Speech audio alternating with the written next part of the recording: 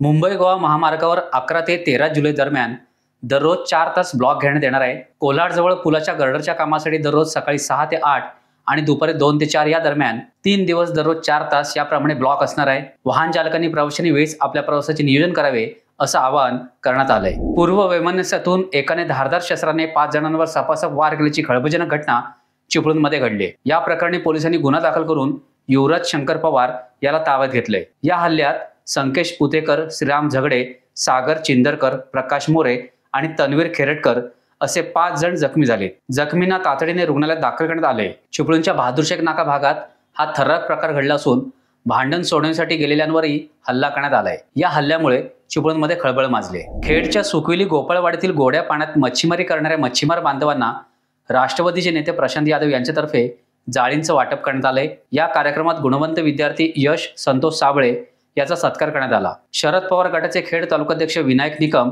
यांच्या संकल्पनेतून हा उपक्रम घेण्यात आला। चिपळूण परिसरात मोकाट गुरे रात्री अपरात्री रस्त्यावर कुठे बसलेली असतात। काळोखात गुरांवर आदळून अपघात होण्याची दाट शक्यता असते। अशा वेळी अपघात टाळण्यासाठी गुरांच्या गळ्यात रात्री चमकणारे पांढरे पट्टे बसवण्याचा उपक्रम समाजसेवक शौकतभाई मुकादम यांच्या पुढाकाराने नुकताच राबवण्यात आला। या उपक्रमाचे पशुप्रेमी नागरिकांमधून कौतुक होत आहे। हे बघा, रात्रीची गुरं रस्त्यावर बसतात, कुत्री रस्त्यावर बसतात, गाढवी असतात, त्याच्यामुळं फार मोठे अपघात होत आहेत।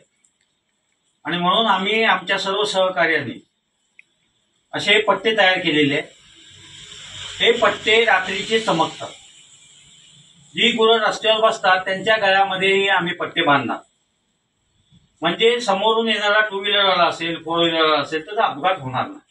राजापूरमध्ये झालेल्या तायक्वांदो स्पर्धेत रत्नागिरीमधील खेळाडूंनी 22 सुवर्ण, 12 रौप्य आणि 10 कांस्य पदकांची कमाई करून घवघवीत यश संपादन केले। या स्पर्धेत 400 खेळाडूंनी सहभाग घेतला होता। त्यामध्ये रत्नागिरीच्या 60 खेळाडूंचा समावेश होता। या खेळाडूंना शाहरुख शेख, मिलिंद भागवत, प्रशांत मकवाना, आराध्य मकवाना यांचे मार्गदर्शन लाभलं। विजेत्या खेळाडूंवर अभिनंदनाचा आणि कौतुकाचा वर्षाव होतोय। दापोली कृषी विद्यापीठाच्या सागरी जीवशास्त्रीय संशोधन केंद्र रत्नागिरीतर्फे राष्ट्रीय मत्स्य शेतकरी दिवस उत्साहात साजरा करण्यात आलाय। या निमित्ताने वेतोशी येथील शिवार ॲग्रो टुरिझमचे संचालक आणि प्रगतशील मत्स्य शेतकरी अशोक साळुंखे यांचा प्रातिनिधिक स्वरूपात सत्कार करण्यात आलाय। शेतकरी साळुंखे यांनी शेततळ्यातील मत्स्य संवर्धन आणि खेकडा संवर्धन असे यशस्वी प्रकल्प राबवलेत। नमस्कार।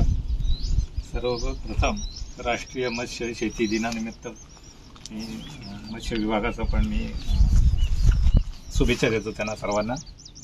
आणि कोकणामध्ये एकात्मिक शेत तलाव अमृत सरोवर योजनेखाली एक स्कीम होती शासनाची 2019 साली, तर मी ऑनलाईन अप्लाय केला होता। तर इथे कातळावर एक एकरमध्ये मी तलाव खोदलेला आहे। इथे पूर्ण कातळा येते आणि त्याच्यामध्ये पूर्ण विदाऊट इनलेट आउटलेट आहे। पूर्ण पावसाचे थेंबही साठवलेले आहेत। इथे जवळजवळ 2.5 कोटी लिटरचं पाण्याचा इथं साठा होतो ह्या तलावामध्ये। आणि हे तलावाचं पाणी उन्हाळी शेती वगैरे करतो, त्या शेतीसाठी मी वापर केलेला आहे या पाण्याचा। टाइम्स डिजिटलला लाईक करा, सबस्क्राईब करा, शेअर करा आणि बेल आयकॉन दाबायला विसरू नका। पाहत रहा टाइम्स डिजिटल।